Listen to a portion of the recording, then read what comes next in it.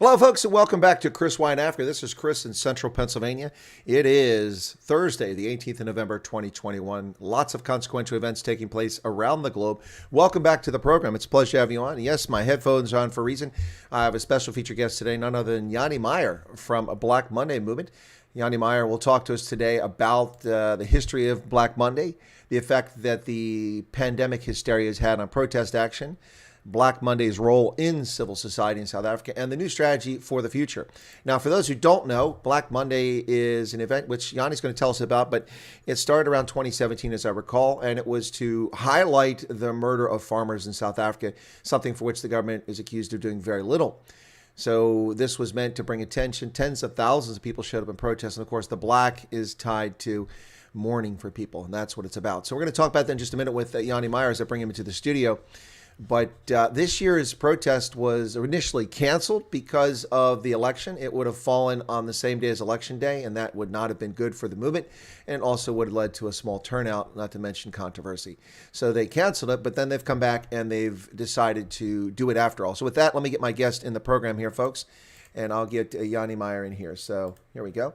Just a moment, he'll be joining me. Jannie is now responsible for Black Monday, and as soon as we have him in the conversation, we'll get right to it. But here he comes, coming up now. So there we go. Jannie, welcome. Hi, Chris. Good afternoon here from South Africa. It is good to see you once again. Jannie has been very busy trying to get the Black Monday events going this year, and I think he thought maybe I forgot about him. That's not the case. Not the case at all. It's good to see you again. Always a pleasure to chat with you. You've been a very helpful on-the-ground reporter for me at times, and I really appreciate that. Speaking of which, let's go ahead and get right into the conversation. First, if you could let some of the audience know what your role is and what you're doing, because you weren't always the person responsible for Black Monday, were you? Yes, Chris. It's actually quite a long story. I was working behind the scenes all these years. I didn't want to get involved in any of these meetings and groups because it is not safe to do so in this country. We always get on a list somewhere. They start monitoring you. Or there's a lot of controversy as well. There's a lot of politics between groups and so on. So I tried to stay behind the scenes, which I did. But I did follow Valerie Bielefeld. She was the founder of Black Monday, the organization, after the 2017's October protest, which went viral that time. And I broadcasted it for her when Scott, Scott's Australian channel, when he started up, he supported us and we supported him quite often. So I was behind the scenes and I supported Valerie with advice and so on. And we had a very close professional relationship.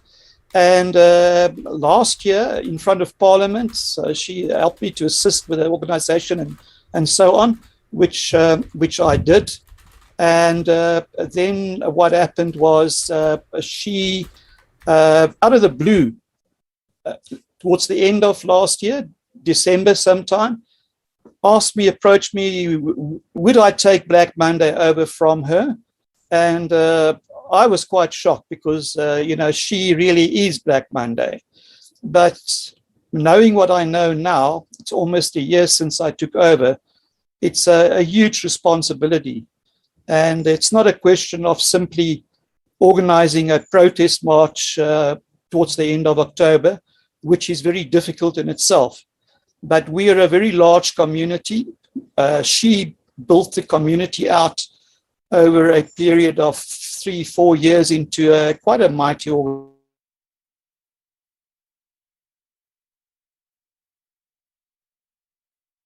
I still have very close contact with Valerie behind the scenes and so on. And she gives me advice and I ask for advice and so on. But I enjoy it thoroughly, I must say. Well, it must be quite a responsibility. Your connection is we're having some challenges with. I've been noticing that this over the past 2 weeks, a lot of connections in South Africa when I interview people. Either the data pipe is bad on that end or PooTube is censoring my streams, which might be the case. So hopefully we'll be able to continue. But yeah, so we missed a part of that, but you were explaining how Valerie had stepped back and that she's out of the blue ask you to take over responsibility. It's been a year now since you've taken over, and what I got from that is that the protest or the memorial that happens on Black Monday at the end of October is just one event. It's a full-time thing that keeps you busy throughout the year, organizing all these events for Black Monday. Do we get that correctly?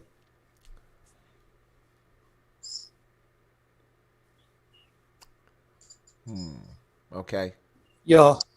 I missed you there a little bit. We have a power outage here, power failure. I don't call it load shedding because it's not. It's a failure of providing energy and power to us. It's an absolute disgrace. So, yeah, I think that's what's happening as well, that some of the towers, cell phone towers, have to go on battery or diesel, and a lot of that's also stolen, Chris. Yeah. So I think the masts, when there are power outages, fewer masts are in operation, and that affects the broadcast as well. It's crazy. Yeah, no, absolutely. It's South Africa's descending back into darkness, and that's not an overstatement there at all. It's probably an understatement. But let's go ahead and talk a little bit about one of the topics you want to talk about was the impact of this National Coronavirus Command Council's unconstitutional dictates, which were declared unconstitutional in June of last year, by the way, and the ANC appealed that. The government appealed it, and they're still applying unconstitutional mandates and extending unlawfully and violates the Constitution a state of disaster every 30 days, 21 months into it. Now, those are my descriptions, not Jannie's. Those are my descriptions, but you did want to talk about the effects of the pandemic on protest action. So if you could kind of bring that topic up and introduce it. Well, Chris, for more than a year now, the controversy is COVID. It is a controversy. And a lot of the attention's been taken off very, very serious matters. Not only the Black Monday protest marches and protest actions, which we sporadically also have, not only on the 30th of October, but we do support court cases and so on. And other issues as well. So a lot of people forget about these very important events. Not only Black Monday, as I said, but we've got the EWC, which is a sword hanging over our heads, which obviously is going to affect our farmers. It's expropriation without compensation, which is a euthanism, communist euthanism, simply to take land, to confiscate land. So that is a sword hanging over our head, and we're expecting that to happen, promulgated. Then the other are one or two laws which are busy being promulgated or waiting, which will affect our religious freedom. That we know as well. And then we've got the controversial COVID legislation that's carrying on. At the moment, today there was a High Court hearing in Pretoria about resisting the inoculation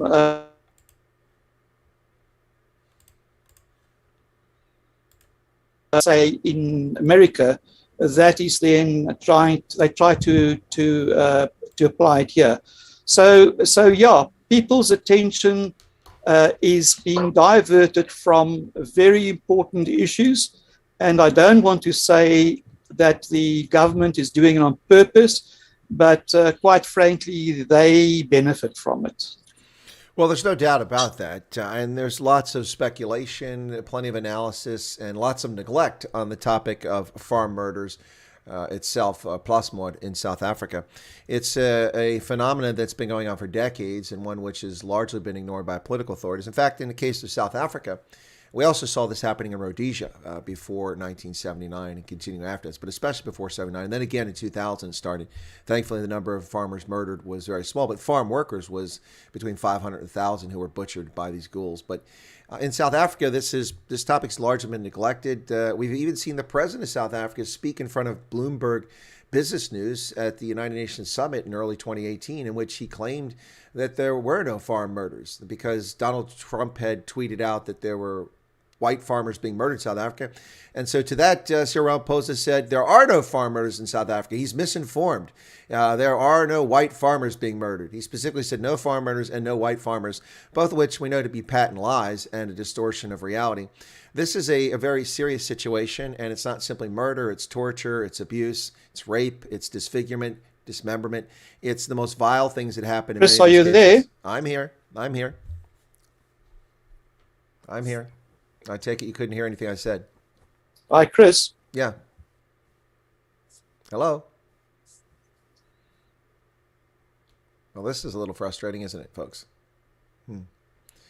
Jannie? Okay, well, he's gone. So, Well, I don't know what to say about that, folks. Looks like he's dropped off. I guess we got load shedding there. So, anyway, let me go ahead and do this very quickly. I think I've lost him, so I'm going to put him in the waiting room. Put in waiting room. And tell him that, whoops, did he disappear? No, he's there. I need to chat with him. So,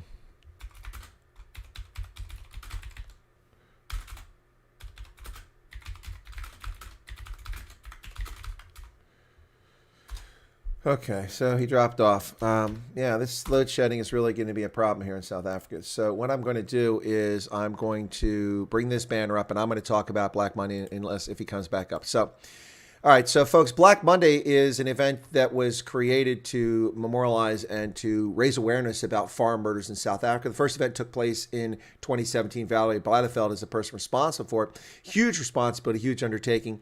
It was honestly and also falsely reported on by the media. And this was an event in which people turned out by the tens of thousands in black garb to commemorate the deaths of those who've been tortured, murdered, and butchered on South Africa's farms over the past few decades, particularly since 2000. Well, this year, last year, Valerie had to step away from the movement that she organized, and she asked Jannie Meyer to join in and be part of it, or to take over responsibility. So he took over responsibility. He's been doing it for about a year, and this would have been his first annual big protest action, which would have been on the end of October, but unable to do it because that fell at the same time that the election took place. So rather than have that confusion, they canceled initially. Well, now it's back up. It's going to occur. So they have this event taking place on this Sunday. I'll have live feeds coming from there. I'll be doing a broadcast. That's at 9 a.m. So I'll be up at 2 a.m. to carry this thing live. And we are going to see a Black Monday protest against farm murders at Melkbosstrand taking place. Let me see if Jannie can come back in. Okay, let's see if I can get him back in here. Hopefully he's not frozen again. So get some big speakers coming there. Min Ivan Meyer will be there, the Minister of Agriculture for the Western Province. Rob Hersolf will be there. Jack Miller will be there. Des Palm from the Cape Exit Group. Okay, it looks like you're back, Jannie. Yes, Chris. This is the power outages, and some of our masts stopped working. Yeah. And then the broadband is overcrowded. It's one of those things, yeah. Yeah. So I can give you a little bit of a history of Black Monday, but also farm murders, if you want to expose that to your audience. Well, let's Jannie, let's do this because of the connection problems. Let's get this so we've got it on. We've got it in the broadcast. It's on tape so we can share it. Please cover this weekend's event, what it's about, where it's at, the organization, where people can go if they want to participate, how they can participate, and then we'll get to all the other stuff because all that's useful to know, but we really want to get people aware of this weekend's event. So let's do that before we lose your signal again, okay? Right, thank you very much. This weekend's event is on the 21st, that's Sunday the 21st. We are meeting 9 o'clock in the morning at the Pick and Pay at Melkbos, in Melkbosstrand itself, the village. And after which we will then join a motorcade and slowly drive to a 4x4 farm where there are facilities and so on, and where we will have the event. Now, our guest speakers are, as Chris has alluded to, the main speaker is the Western Cape Minister of Agriculture, Ivan Meyer, and then he'll be followed by other well-known Cape personalities, Rob Hersoff, the activist billionaire, very anti-ANC. We have Jack Miller there of the Cape Independence Party, and we also have Des Palm there of Cape Exit. So it gives those people a platform, and we also want them to speak to each other, the DA and the independent parties, because they have to work together to try and at least give us one province which is prosperous in South Africa. So we also hope to have an artist there to entertain the crowd and the people. And then there will be drinks, a pay bar and a free water, etc. And also a musician that will entertain us. So we need to want to get together and to enjoy each other's company and to get to know each other. Because Black Monday, we're a family. We're a family of people who are concerned about the farmers, but also about ourselves as well. Well, we should let proud people know, because some of the audience is international, and also they're not aware. What? Your picture is gone again. Chris, have you got that? Yeah, I got it. Your image disappeared for a second, but I got you. But I was going to say, we should let people know that where you're talking about, Melkbosstrand is about 30 kilometers north of Cape Town, along the western shore of South Africa and the Western Cape. It's directly, geographically west of Paarl, if people are wondering where it's at. So that's where the events are taking place this weekend. Yeah, so I just want to make sure people know where that's at. So now, the obvious questions are here. Did you need a permit to do this? And do you have a permit? Are there restrictions on the number of people, or they just let it be free? Or what's the approach? Yeah, Chris, because this is on private property, we do not need a permit. Excellent. However, as a matter of courtesy, we notify the police, and they don't have to give us permission. Although a lot of them think we need a letter of permission, we just don't. That's not what the law says. But we're courteous to them, and they are very cooperative. I must say, they know me in the Western Cape since last year, and we've worked together very well with them in front of Parliament, and we intend doing the same. They invited to the meeting as well. In fact, I think the Deputy Commissioner of the Western Cape will be attending as well officially. We are going to invite Bheki Cele to some of these events as well, because this doesn't affect us, individually, and we're non-political. Chris, Black Monday, we need to look after the farmers. Doesn't matter what color they are, what their political bias is, and so on. So the guest speakers, we want answers from everybody. So I'm very glad that the SAPS will be there. Senior people will be there, and they're welcome. They're very welcome to be there. And we will give them a turn to speak. We're not embarrassed, and I don't have bad feeling and ill feeling towards anybody, because we need to collectively find a solution. Well, you actually highlight something that's important to mention there. It's something that I've endlessly reported on. Now, last year, at the time, well-known South African YouTuber who sort of stepped away from that now, accused me of being naive when it came to farmers in South Africa, claiming it was white genocide. And I said it's a rural insecurity issue, and that it affects all South Africans, not just white commercial farmers. And over the past year, we've seen endless cases of Indian commercial farmers murdered in KZN. A pregnant 4-month-old woman slaughtered in her home in a farmstead near Wenen. At the Ayub farm, we've seen a sugar farmer shot Now that's a bit different. That was just a dispute, but it was still a commercial farmer murder. We've seen a successful commercial black cattle farmer in the Free State shot in the head during a robbery, and then goes in a coma, recovers, and then dies a few months later after he recovered from the gunshot. So this is definitely, as you say, it's not a white issue. It's a black, white, and brown issue, and it's an issue of a lack of security in the rural areas. I predicted, which the world wasn't aware of because I was working in the intelligence community, but I predicted that the disbandment of the commando system 15 years ago or so, what is it with now? So longer than that now, but 16, 17 years, that the disbandment of the commando system would have a deleterious impact on rural security in South Africa, and that it would also lead to more illicit trafficking of drugs, weapons, and narcotics. And gosh, that was not a hard prediction. All of that's come true, sadly. Yeah, absolutely. Chris, you'll see in the agenda that I wrote you, there's the last thing we're going to talk about, I think, will be the way forward and strategy, and how I see as the new national convener the role and responsibility of Black Monday. But we can come back to that later. I just want to go very quickly over the history of Black Monday. Sure. Before you do, let me just jump in really quickly. Sorry, Jannie. There's a couple people asking questions about whether I'm going to cover the Brendan Horner trial.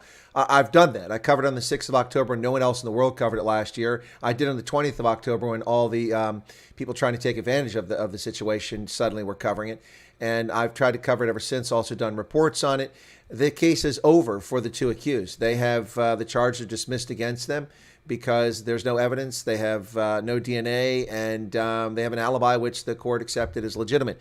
So the two accused are out. But the bottom line is that we've known for many months now that those two accused are likely scapegoats and patsies for corrupt police who are involved in cattle smuggling and cattle theft. And so where the investigation goes here and whether justice for Brendan Horner will occur, we have no idea. But there's no trial for me to cover, and I couldn't have covered it anyway because there's a complete media blackout. I had no one on the ground at that court case, and no media were covering it. They covered it after the fact from a distance. So that case is going nowhere right now, and justice for Brendan Horner doesn't exist. Sorry about that, Jannie. I just had to address that very quickly. But let's go ahead and, if you want to say something about Brendan or you want to go on to history.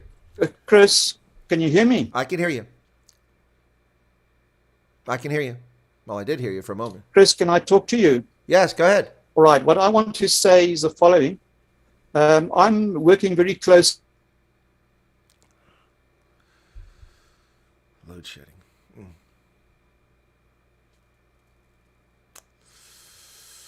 Well, we've lost Jannie again. This is incredibly frustrating for all of us, for the audience, for me as the host, and for my guest, I'm sure. But we have no control over what South Africa's pathetic and rickety, collapsing. Oh, there he's back. Okay. Chris. Yeah, go ahead. Start over. Yeah, Chris, Start over. Yeah, Chris, just cynical. The only guy who's in trouble that's being prosecuted is the chappie that stand on the back of his bakkie and made a speech. That, I think his name's Andries Andries. The only guy who's following him at the moment and who's actually supporting the mother of Brendan Horner is a guy called Petrus Sito. I've asked Petrus to be on your show. He's the only black person that's sticking his head out, literally, to come up for the farmers. And he's attending a court case in Bethlehem on the 10th of December, supporting him. Petrus has been on my program. I didn't know he was doing that on the 10th of December. He hadn't shared that with me. I'll reach out to him.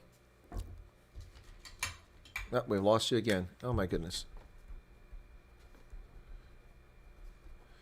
Sorry, folks. South Africa, what are you going to do? I bet some of you are going to have trouble getting the data watching this, so it's got to be a bit frustrating. Let me get Jannie off the screen so it's not just him up there. There we go. So, yeah. Yikes. Anyway, Brendan Horner case is over. Accused is free. Yeah, both of them. So Jannie's dropped off again, folks. Yeah, so Petrus Sito, who's been on the program before and I've been in contact with, he apparently is going to attend a court case about is it Andres Petros? I'm trying to remember the gentleman's name. who is on trial. They accused of domestic terrorism. They actually accused him of terrorism in that. Meanwhile, Julius Malema urges and exhorts his followers to attack clicks locations. 43 of them are attacked, physically destroyed. One is petrobomb. No charges domestic terrorism against Julius Malema. Then on the 20th of October last year at Senegal, Julius Malema and his number 3 stand on a stage and sing and cheer, burn the Boer out. They switched to English to make sure none of us miss it.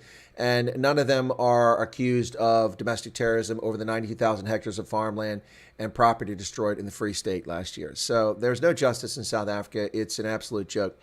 So it looks like you're back, Jannie. Yes, hi. You got that from me. Got what?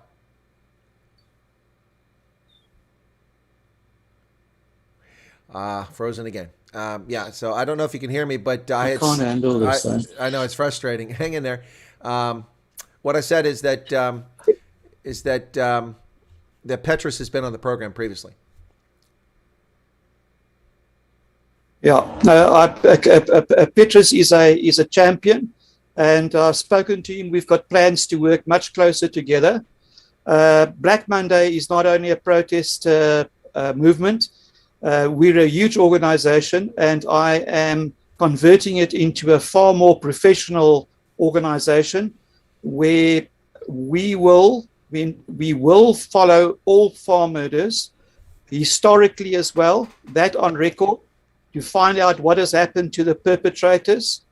Are they serving their sentences? Where are they serving their sentences? And where are they now? And we will have a complete record of that. We will also follow officially every single court case and be up to date with it regarding current cases. We have started, and I've tried to implement it, to even go to police stations and hand them over official letters so that we can monitor what is going on.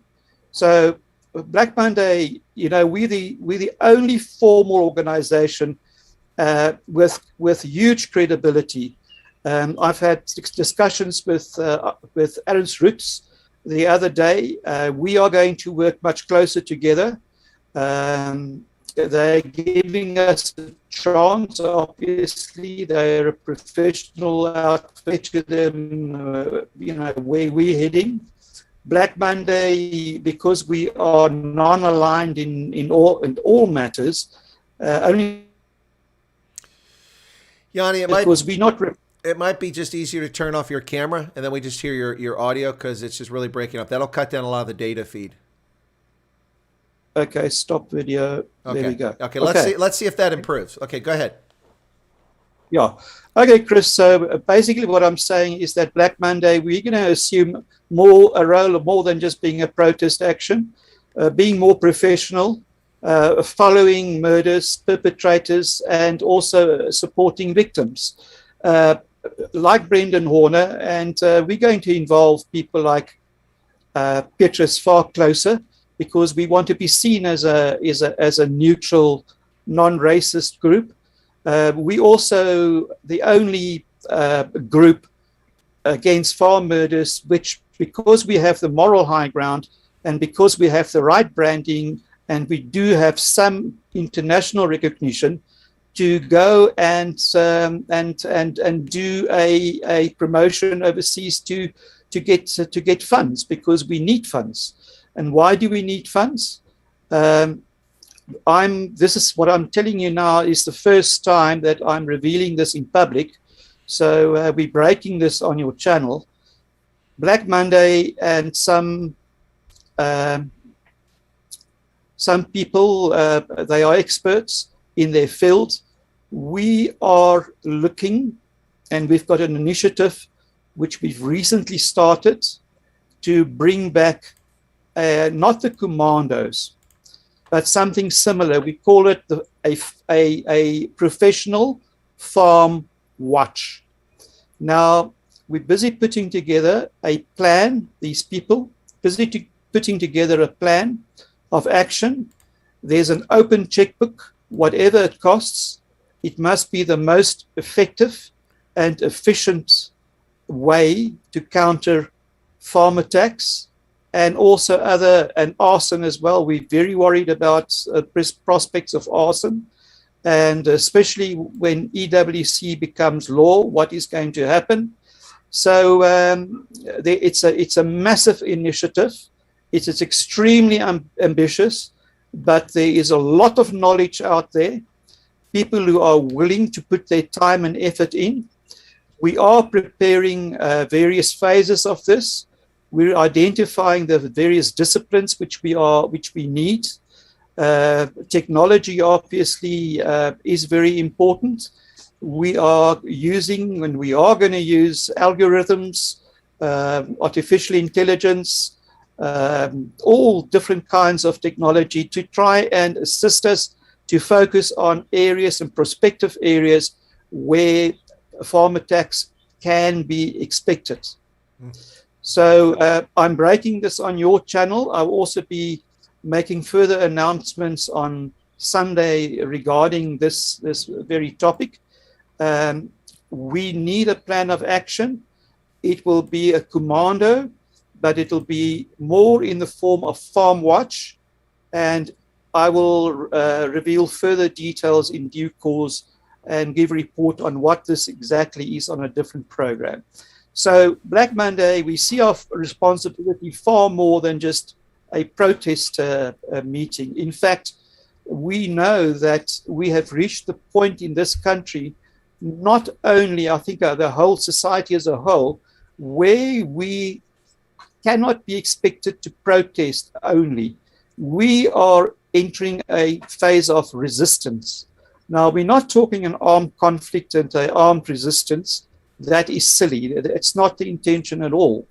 But it's a collective resistance by the wider community against the tyranny and tyranny that is being perpetrated against society, and our farmers is a leading part of that society. Well, Jannie, thank you for that. There's a number of people asking where they can sign up for this Farm Watch. I suspect that you'll be announcing that. Where is the main place where people can find a presence for Black Monday? Is it on Facebook, or do you have your own website? You know, when I took over Black Monday, Valerie deleted all the social media outlets for Black Monday. I know that advertising us is extremely important. A lot of people do know of us, but we do need to get exposure, and we do need to get advertising. I have got a Black Monday page on Facebook, but we're a WhatsApp group, a huge WhatsApp group. We're a community, Chris, and I can also just tell you what other responsibilities we have and what we do. But it's very difficult for people who do not know who we are, unless it's by word of mouth, to actually join us, which is a pity. And it's one of the things which I'm going to rectify as well. Everything costs money, unfortunately, and we need budget. But we do have people who are now looking at seriously supporting us because of the direction that we are aiming to go into now. So advertising is extremely important. In the past, we only had Scott, Australia, to give us exposure, and yourself giving us that exposure. Hopefully on Sunday we're going to have good exposure. I know that some of the press is coming. The strategy that I've got now is there will be a very huge event on the 30th of October. It doesn't matter which day of the week that falls. And we will make that quite not a militant, but people will feel it. We will stop traffic, and we will disrupt society in a peaceful way, but we need to make our voice heard. We have, over the last couple of years, done it over weekends, etc., to try and appease the police and authorities. But this is part of our passive resistance, which we are going to do. We are also going to protest the whole year long, Chris, and I am going to take a personal lead in every single event. I will be there as a leader, and the way in which we're doing it is I am inviting guest artists. well-known guest artists. We are still looking for one in Melkbos. And I have spoken to Keith, that's David Scott. He wanted to come, but unfortunately he is in Joburg. He may come. I've offered him an aeroplane ticket. We'll see. But we also have celebrities like Rob Herself. He's been in the news recently. Very controversial guy. Fantastic contacts. Also Tucker Carlson and so on. And so we need to attract celebrities so that we can expand our viewership and our following.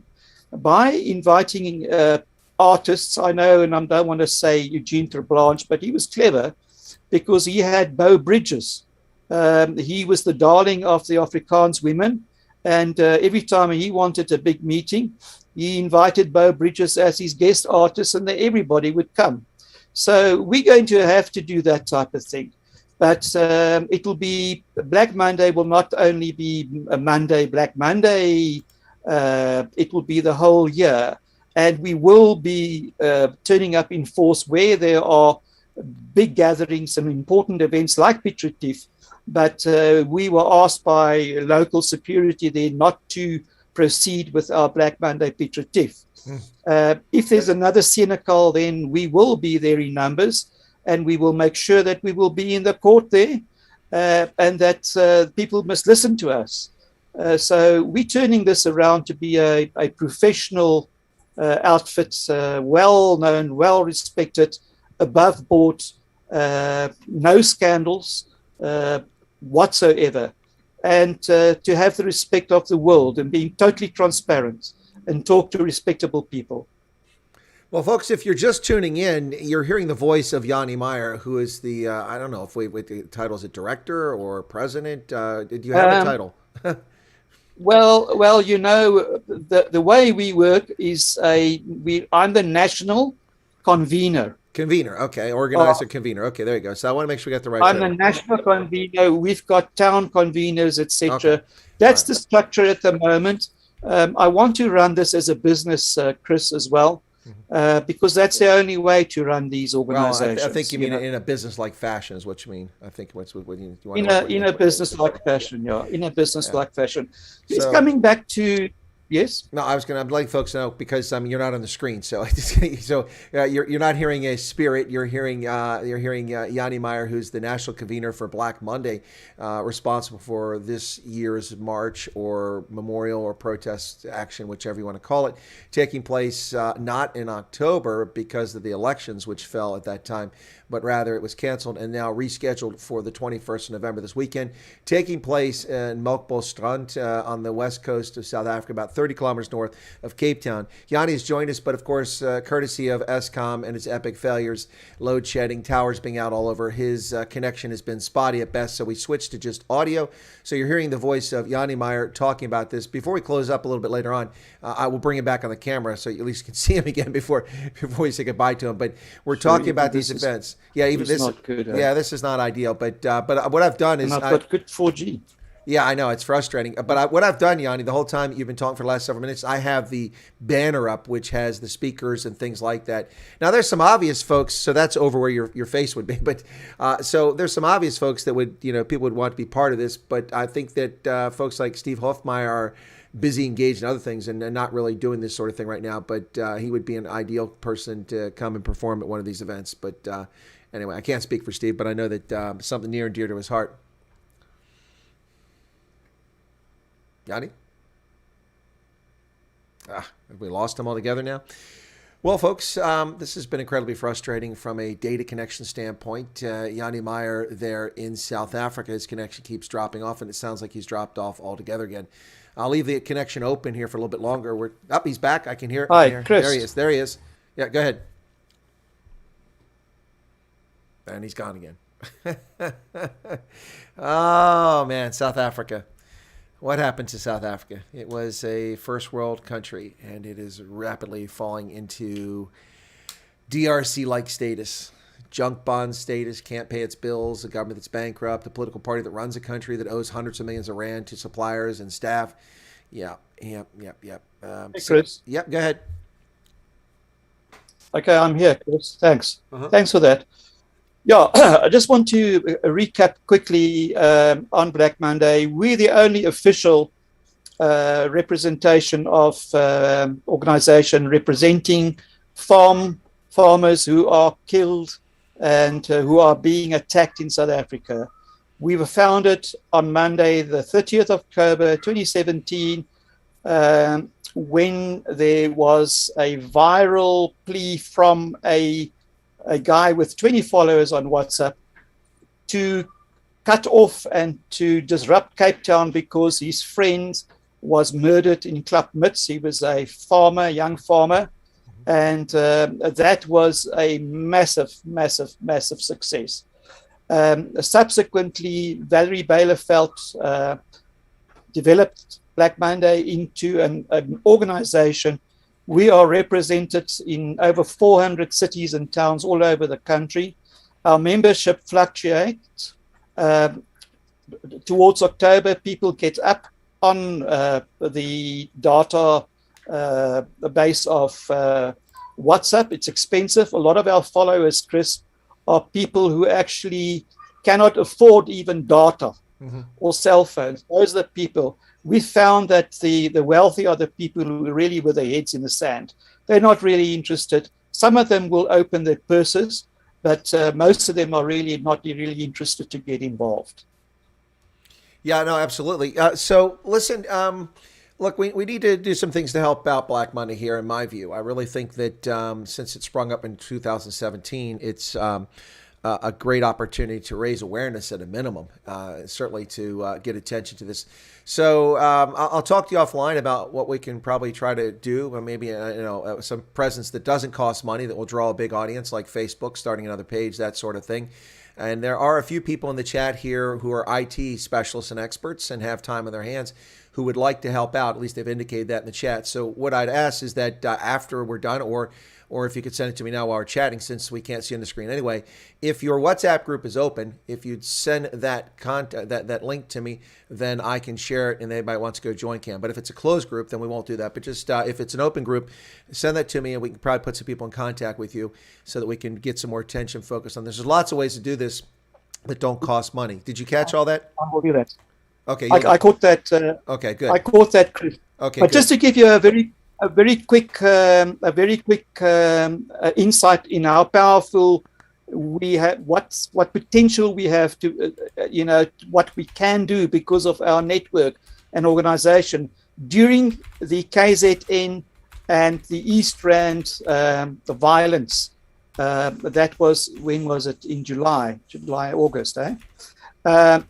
During that time, so many people got onto our emergency groups wanting help. And I was able to place thousands of them, refer them to community security groups, Boer groups, Boerelegioen, VVS, commandos, those people. So I was able to place those people for security reasons to join those groups.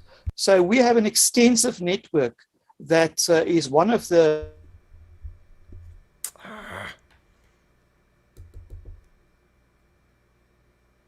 we have a far wider responsibility than just being a protest action. We can network, we can bring people together, we can provide security through our network, through my contacts with the Boer groups, with other security groups, with AfriForum, etc., etc. And that's where I see us going, is to organize to become an umbrella organization where we can speak for everybody. And because we're non-aligned, groups can speak to each other through us, which in fact is happening and has happened. It's quite amazing what the power of networking can do. We've seen purses going open. A lot of the English-speaking people who are not really involved in the Boer protection groups have asked for protection and also assistance to probably evacuate if need be. And that is what we also offered them. So there's a lot. People are starting to respect us more and more. So Jannie, for those who want to rock up and participate in this weekend's commemoration of Black Monday at Melkbosstrand. What should they do? Should they come in all black? Should they be wearing black to be part of what's going on? Signs, anything that you would like people to do that come to participate in this? Yeah, look, if people want to, first most important thing is bring the symbol, which is a small white cross. Doesn't matter the size of it. Okay. There will be an opportunity to plant it. There will be hundreds of crosses on the route from Melkbos Pick and Pay to the 4x4 venue where it is. And then, if you want to wear a color, you can wear black. The most important is just to be there. Okay. To pitch, to be there. And come and share. It's a show of solidarity, of oneness with people who happen to be traditionally white and conservative Boer Afrikaners. I think that some groups want to exploit it from the left and from the right. I will not allow that in Black Monday because, all colors eat, and all colors have to eat, and all colors have a vested interest. And I even last year in front of Parliament, I'm on record that I extended my hand to Malema, and I said, please, man, come and rather talk to us. Let us save the country. Why must there be a conflict? And quite frankly, I'm going to invite him. There will be chances, and we're planning a very big one in Pretoria, Gauteng next year. I've spoken to General Isaac van Zyl. He's going to assist with the organizing it and this big event. And we are going to invite everybody who has got a say and who will make a difference if they just change their heart. And I think by doing that, by bringing all the speakers together, if they don't want to come, they will betray themselves, and we will then show them for what they are. If they want to come, then of course they will show goodwill. So I think that is where I'm going, Chris. I'm not going to make this a far right movement that is supporting only the Looks like his connection's dropped off again. Jannie was trying to tell you that he's trying to have a apolitical organization that is focused on the issue about farm murders. And farm murders, of course, occur across all ethnicities. They're horrific. They are criminal, and the state doesn't do nearly enough. That's my statement, not his. But since his connection dropped off again, I thought I'd fill in that space right there. Kevin's back, SCOM, but it was your data. Oh, your data ran out, Kevin. Well, I'm glad to see you got data back. That's good. Hedgehog, welcome to you. I see you've greeted me there. Lars Salas says that if they want a year-long campaign, they must use an ebb and flow tactic. Yeah, they do. That's what they have done in the past, Lars Salas. But a lot of stuff, whoops, looks like we've lost him altogether. Give him a chance to call back in. So let me take that off my face. Folks, you're watching Chris Wyatt Africa here on the Indaba Africa channel, part of the Indaba Broadcasting Network, on Thursday, the 18th of November, 2021. My special featured guest, Jannie Meyer, the national coordinator for Black Monday movement, is having data issues, internet connections. Surprise, surprise, surprise, what with being in South Africa. So be sure to smash the like button, folks. There's a few of you here who haven't paid the price of admission. That's the smash the like button. We've got to overcome shadow banning. Yeah, by the way, for those who didn't watch yesterday's stream, I did a video on Rassie Erasmus and the decision against him, which took off like a banshee on my other channel, Rugby Ascendant, until it was also stamped on by YouTube. So it looks like Jannie's back. Yes, yeah. So I'm back. So what I'm saying is that, I can see what networking can do. I can see what good contacts can do. We need to network together. Doesn't matter. Black Monday doesn't take up a lot of your time. All you have to do is just talk about relevant issues, and you're part of the community. You don't have to sit and actually be part of a WhatsApp group, etc. That's one of the things I want to do, Chris. I want to change this from a WhatsApp group to a good neighbor group. People who talk to each other. Good neighborliness is one of the concepts that we have to secure yourself, to help each other, etc. There's no ways that we can help each other. Oh, boy, South Africa. Frustrating. Yeah, Hedgehog Homestead. It's not just the media, it's governments that fear networking. They fear people making connections. That's why social media is such a threat. And that's why the tech titans, who ostensibly have made the social media available to all of us to use for our own personal benefit, use it as a weapon against us. As I was talking about before Yanni's connection dropped off, it's the shadow banning is impressive. Yesterday, I actually watched the shadow banning playing out live as I load the same video with the same keywords, the same description, the same banner at the same time on my Rugby Ascendant channel and here on Chris Wyatt Africa. And my video took off like a rocket on Rugby Ascendant while the one here on Chris Wyatt Africa did nothing. So by evening time when people in South Africa got to bed, I had 1,800 views on Rugby Ascendant, a channel with just 400 subscribers. On this channel with 4,700, I had 95 views at this, or 85 views at the same time. So he's back. Yeah, hi, Chris. All right, I'm not going to go through that again, but what I do want to, I don't know how much you heard and how much you didn't hear. I didn't hear anything. You just dropped off. So let's try to, why don't we do this? Why don't we bring you up on the screen, try to bring your camera back on, and we'll try to wrap up before we lose you again. Okay, Chris. There we go.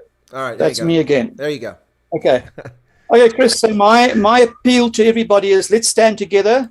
You know, only if we as a community of people who are moderate and who are sane, we cannot afford to be insane and have I won't even say socialist, but to have dogmas and doctrines that leads to power failures, hunger, corruption, etc.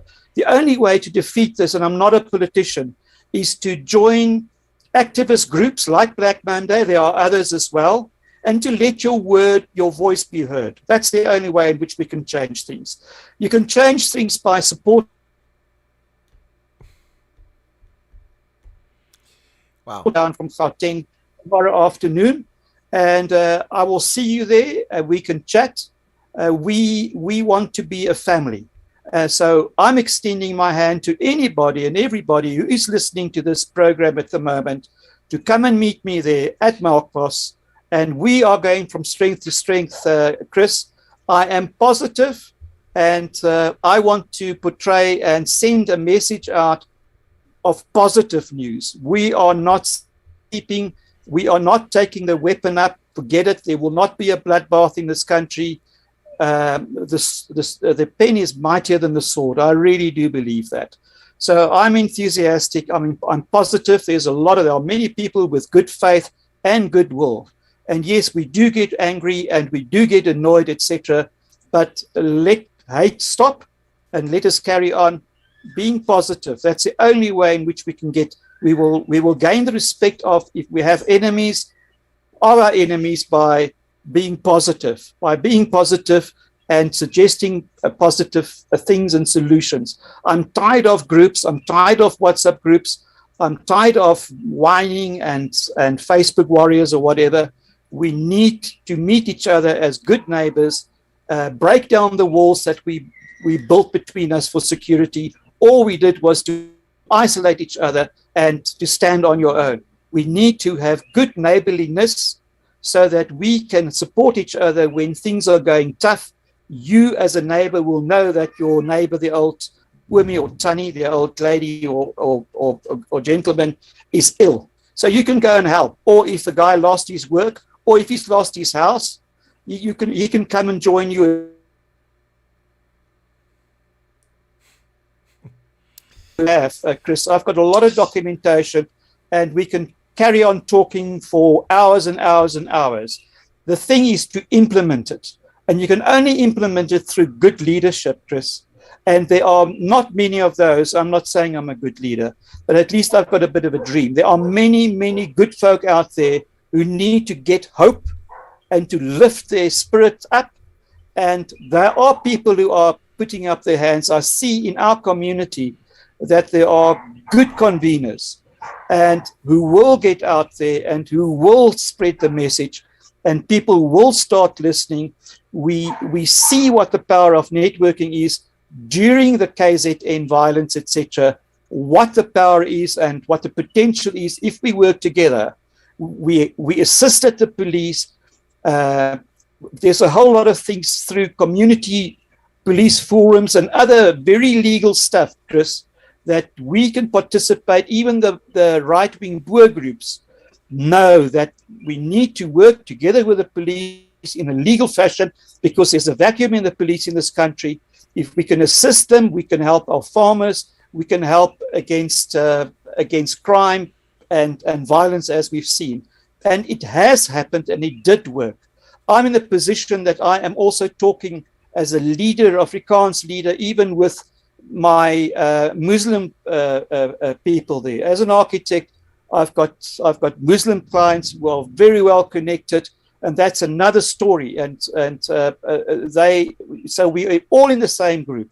And if we are collectively in the same group, then we can learn how to respect each other and how to work together. Only then can we start sorting out people's political aspirations, etc.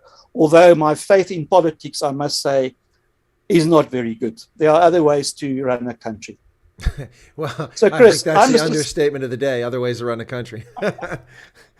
You know what, Chris? I just want to say thank you so much on behalf of every single body who's listening to this program, of every single person that my organization represents. You are a star. In Afrikaans, we've got a word that says, jy's 'n eyster, which means you're a champion. Jy's 'n eyster. Thank you, Chris. Well, thank you very much. Very kind of you to say that, Jannie. Kevin Morris says he'll see you on the 21st. He lives in the Western Cape. He'll be there. Kevin, be sure to carry your Chris Wyatt Africa signs that you've made famous at Sea Point in the past. So we appreciate that. And I'll be doing live coverage. Kevin, if you want to call in, you'll be able to do that. Yanni's going to have someone that will be on there with me. And I'll be taking calls from people who are at the event and taking video clips that you send in. You can send in through WhatsApp to me or through the Telegram group. And I'll be doing that. So those are not Dutch flags in the background, LMC. No, they're not. Those in the background and the wall behind him, there are flags from the Orange Free State, I think, the German flag. There's some other flags there. Yeah. This is the traditional Boers flag, and a lot of people have got political connotations with them. For me, it means our boere, our farmers. This particular picture comes from Witkruis. Remember, I covered for you. That was the first time we met, Chris. Right. Just to give you an idea, there were 100 people turn out this year. Tanilita's, people are tired. They are tired of protest actions. They are tired of talking. Something must happen. Something must happen. And that is why you and me, we sitting here. And I'm telling you these things, and one has to start with a plan somewhat, and one's got to be ambitious. But if you've got good leadership, you can delegate to those people, and with the support of international figures like yourself, who are spreading the word, we will get somewhere. And we are getting it. I can tell you now that we are 11 months further than what we were last year with Black Monday. Well, that's good news to hear. Excellent news. Well, I appreciate it, Jannie. Now it seems like a little bit better coverage here of your network. But anyway, so we answered that question. There was another question somewhere. I just want to make sure I didn't miss this. And I think it was from LMC. He made a question or a comment earlier. Make sure I didn't miss this before we let you go. He pointed out that in Durban, a few weeks back, the Shemba Church held a gathering. They violated lockdown regulations. There were at least 7,000 to 10,000 people present. It seems as if I'm still live. Yeah, you're still live. I guess you can't hear me. Can't hear me? Can't hear me. All right. Well, the data's not reaching him. At 9 o'clock. Okay. Hey, Chris. Yeah, I'm here. Now, I said that LMC said here that, a few weeks ago, he was referring to the Shemba Church in Durban. They had a massive turnout, which violated lockdown regulations. 7,000 to 10,000 people showed up. It got a lot of attention. So these actions can still get a lot of attention and press coverage. But anyway, so on Sunday, 9 a.m. in the Western Cape, you'll be there. I'll be online, which will be 2 a.m. on my side, by the way, and I'll be covering the event. Well, 9 o'clock in the morning at the Pick and Pay Birkenhead Shopping Centre at Melkbos Strand. From there, we will depart in a motorcade between crosses. Hopefully, Rob, if you're listening, please organize a fly past of a small squadron in the form of a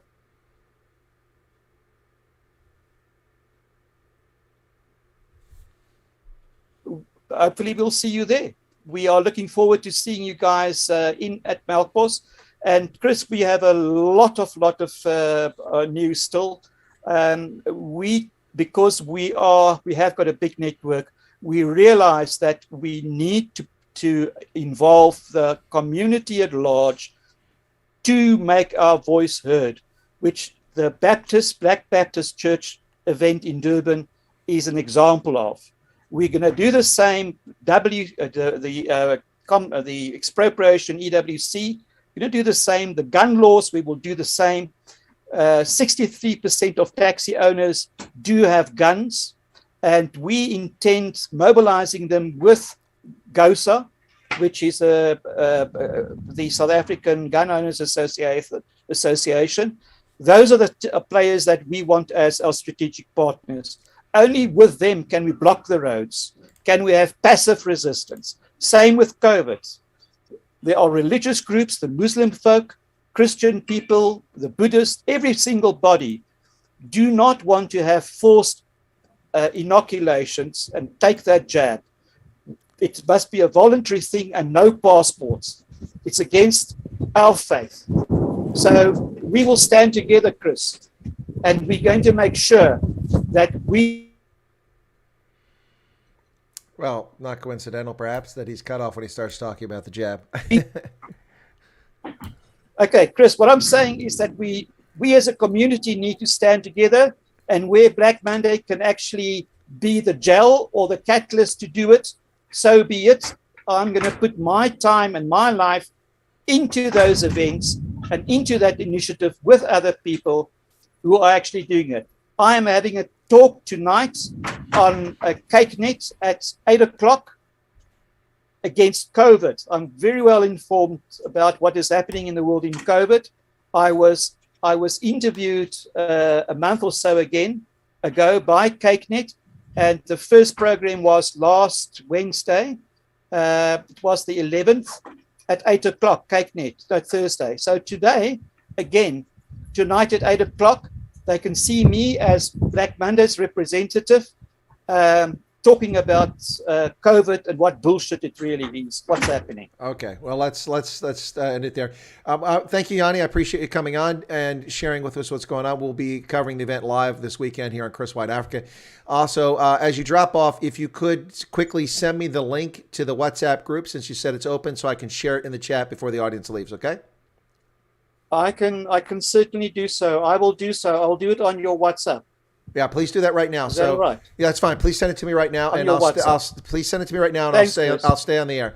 Cheers. Okay, cheers. Thanks a lot. That's Jannie Meyer, folks, from the Black Monday organization. Let me put him. Okay, there you go. So I've sent him out. Anyway, so thank you very much, Jannie, for coming on. Appreciate it. And the event, which had been canceled, is now back on. It'll take place this weekend. There you go. There's the map right there at Melkbos Strand, which is located about 30 kilometers north of Cape Town, the Western Cape, along the Atlantic Ocean there. And you can see this is where it's at. That'll help you get to it. There are some speakers, Minister Ivan Meyer, the Minister of Agriculture for the Western Province, billionaire Rob Harrisoff, Jack Miller from the Cape Independence Party, and Des Palm from the Cape Exit Movement will all be present for this event. So there you go, folks. If you have a chance to join, feel free to go out and join this event this weekend. If you'd like to help out, I'll be sending you the link as soon as he sends it to me here. I'm waiting for it to come now across on the WhatsApp. Let's see if he sent it to me. So nope.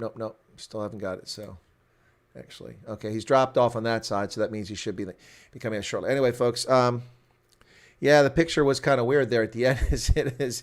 His green screen turned all black. I don't know. It's kind of funny. No media coverage of trade fair, and it was top notch. 6 days, and we saw no other Americans beside myself, business partner.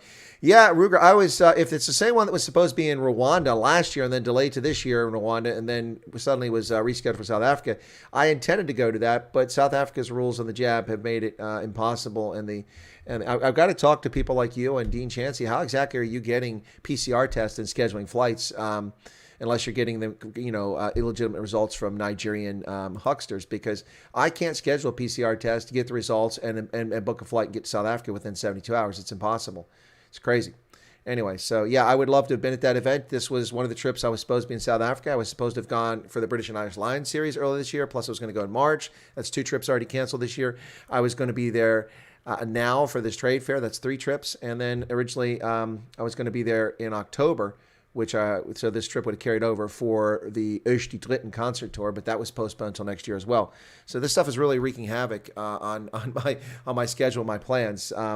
Yeah, so if you made some videos of that, because I think you said you're going to make some videos of that, Ruger, please send them to me. I did see the images and I haven't had a chance to use them yet, so I'd like to put that together, and I'll do a video about the event. If you want, I can interview you. If you'd like to be on it, we could do that, but you let me know. Anyway, so what else we got here? Yeah, I have a quiet chat with Ruger and Dean to find out, which Nigerians they're talking to. Is that a lion scarf? Yes, it is. It is. I did the video last night on the British and Irish Lions series. I did an initial one, which was 9 minutes. I did a 1 minute, breaking the news about the judgment against Rossi Erasmus. Then I did a 9-minute in-depth analysis. And then I did a 24-minute deep dive after thoroughly reading the 80-page report last night. So I went to bed about 3 o'clock in the morning. But I had this thing posted up. And my video, in the video that's 25 minutes long, I start out wearing a British and Irish Lions cap and a jersey, and the scarf is there. And then halfway through the stream, a little over halfway, you see me suddenly in a Springbok jersey from the British and Irish Lions, trying to be objective and neutral on this as much as possible. I did point out Rossi Erasmus's apparent misdeed that was taking place. Also, the complete bias and the obvious prejudgment against Rossi Erasmus. Also, the victimization game that was being played by World Rugby with Nick Berry. So, yeah. No, this stream will end in a couple minutes, Kevin, and then the news stream will start at the bottom of the hour. I still got a few things to do in the news. I had to prep. I was busy. By the way, I don't see Lawrence here, but I've been in contact now with Sticks and Hammer 666. He actually responded back to me finally. I sent him one last note and said, "Listen, if you're not interested, just let me know." And then he wrote back and said, "Oh no, I'm interested," but and he's kind of a strange guy, so I'll leave it at that. And we played Twitter tag earlier, and I don't know if I have him on, but maybe we'll have Sticks and Hammer on. Also, I'm in contact with a energy expert in South Africa who was reticent to come on, even though he agreed to come on, and so we're negotiating that. So I've been setting all that up. Plus, tomorrow here on the channel, well, on Rugby Senate, I'm going to have a guest who I've had on before, whose father's from South Africa, his mother's from Italy. He was born in Canada. He lives in Texas. That's the Fairweather Rugby fan Triple X, who has his own channel. He'll be on the program. We're going to talk about the England test this weekend. We're also going to talk about the judgment against Rossi Erasmus. That I'm going to do as the first live stream interview on Rugby Ascendant. I've never done a live stream interview over there. I'm going to try to put over there because it's all rugby, and that's an unusual time. So if you can come over there, I'm going to post that once I get it set up later today, and that'll be tomorrow morning here in the East Coast, United States, 8 a.m. So 3 p.m. South African time tomorrow. That'll be that interview. And then later in the morning, I have an interview with with a gentleman who Paulie put us in touch with that has been looking at election anomalies. We're going to talk about the elections, so that's tomorrow as well. Anyway, yeah, good. You got the 39. Yeah, are we that close on Rugby Channel? Yeah, the video yesterday that blew up suddenly slowed down. Isn't that interesting? Yeah, it slowed down when it got to 2200. It just stopped. It's been dead now for hours. So it reached 2200 at 2200. Let me see. It reached 2200 views at 8:30 this morning. That was 3 hours ago. It has gained 55 views in the last 3 hours. So it's doing nothing now. It's getting 9 views this hour. So they've killed that video at 2300. So Paulie's prediction it was going to be 10,000 turns out not to be true. And the other video which I did was the in-depth one, which is why I put the scarf up, has 68 views. 68 views. Yeah, they really know how to shadow ban. It's amazing. Anyway, so, and if I went to YouTube and did a Google search, or a YouTube search on that, right? Let me do that right now and see if my video even shows up on a search at YouTube. So we'll try Rossi Erasmus ban. Okay, let's see if my video shows up. Okay, Rugby Analyst gets 8,000 views. Don't know who that is. 2 Cents Rugby gets 16,000. Black Jersey, Forever Sports. And then there's mine. Look at that. Oh, wow, I got 1, 2, 3, 4, 5. Mine's actually the 5th one. I'm impressed. But then they probably don't realize it's me.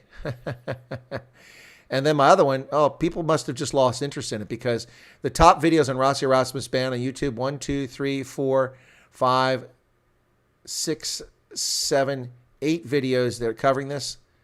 The top ones, 8, 9 videos. I have 3 of the top 9 videos. And I'm not even close to any of those people. There's 8,000 views, 16,000 views, 6,000 views, 2,700 views. That's the closest I am.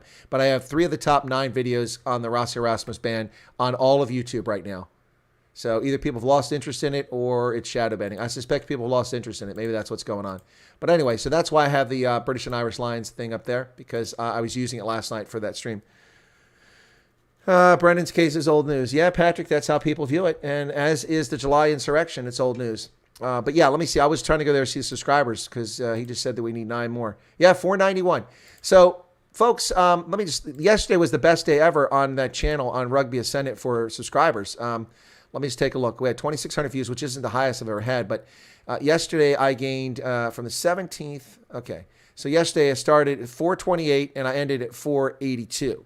So 38, 48, 58, 68, 78, 88. So 78, 50, 53 subscribers. That's my best subscriber growth in a single day ever.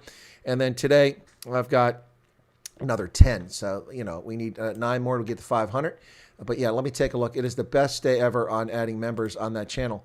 So yeah, by far. The most I'd ever gained on the channel single day was 30, which I did twice. That occurred on June 3rd when I first told people about it and asked them to go become subscribers. It also occurred on October 2nd when I was doing a stream, I think, with the Springboks. Yesterday, I gained 53 subscribers on the channel, better than 10%, almost 15% of my subscriber base occurred yesterday. So we're approaching 500. That's some good news. So we'll keep it up. And we'll see what happens. But anyway, lots on that channel this weekend, folks, on Rugby Ascendant. I have got on that channel this weekend 3 games. I'm covering Scotland versus Japan. That's 8 a.m. this East Coast, so 7:45 beyond. England versus the Springboks. That's at 10:15. And then France versus the All Blacks, which is at 3 p.m. So I'll be covering all those. And that last game, France against the All Blacks, we'll know whether the Springboks wind up on top of the rankings or not. If they win, then they stay on top of the rankings. If they lose, it depends on what happens in the France-New Zealand game. So there you go. But some top rugby commentary this weekend. I'll be pretty knackered by Saturday night.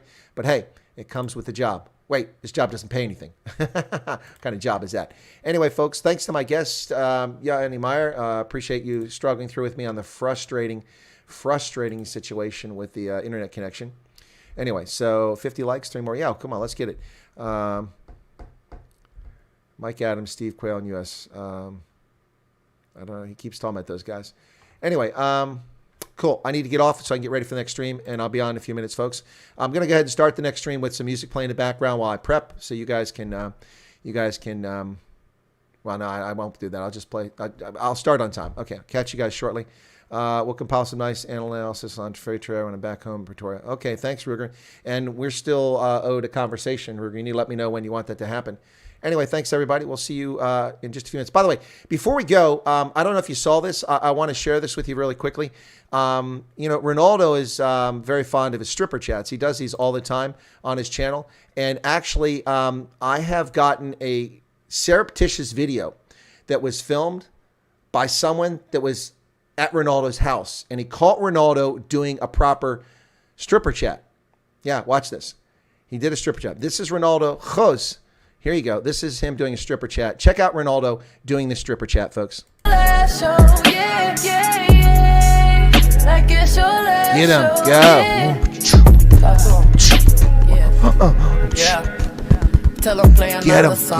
Get him.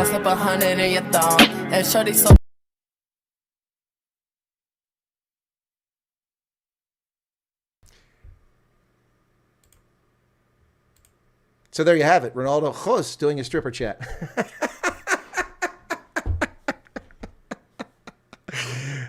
That's worth watching again, folks. We've got to show you this again. Here's Ronaldo live on Chris Wyatt Africa doing a stripper chat. Come on, Ronaldo, do it for us again.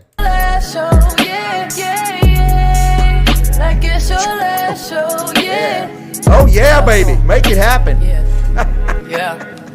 Tell her play another song. I'm trying to slip 100 in your thong. And shorty so. Sorry, folks. Couldn't resist. That's a good note to end it on. I'll catch you guys in about 10 minutes. Cheers, everybody. I'm sure Ronaldo will take that the good-hearted nature it was meant to be. Now let's see how quickly before Ronaldo sends me a message after somebody from here goes and tells him I played it. Anyway, cheers. We'll catch you guys later. Oh, my goodness.